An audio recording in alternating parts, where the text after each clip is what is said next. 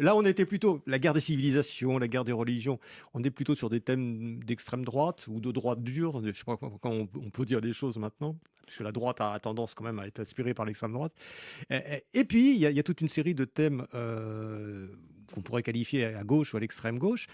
Notamment, alors ça c'est très étonnant, cette histoire de guerre des races. Mm. C'est-à-dire qu'on a l'impression que la notion de race, qui était si présente au XXe siècle, ou à la fin, au XIXe siècle ou au XXe siècle, c'est par les racisés humains ou les victimes eux-mêmes que cette race, cette notion de race reprend du poil de la bête, si je peux dire.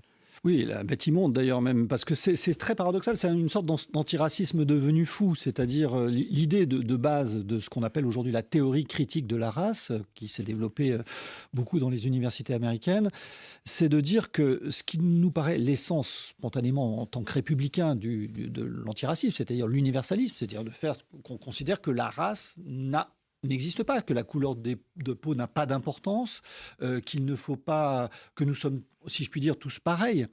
Eh bien, si on dit nous sommes tous pareils, du point de vue du théorie critique de la race, ça veut dire qu'on est aveugle aux discriminations qui ont existé dans l'histoire. Et donc, le fait d'être antiraciste universaliste est en fait, pour cette thèse, du racisme. Et donc, il y a une inversion du schéma. Quand on est antiraciste, on devient raciste. Voilà.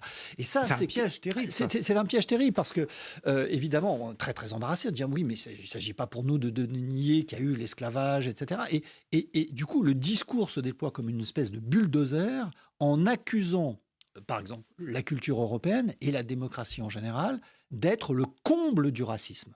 Le comble du racisme.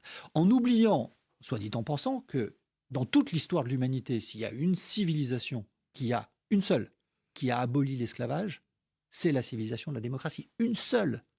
Alors certes, bien sûr, ces pays, nos pays, ont été colonialistes, impérialistes aussi, mais ils l'ont été comme toutes les grandes civilisations. Donc de ce point de vue-là, il n'y a pas de privilège.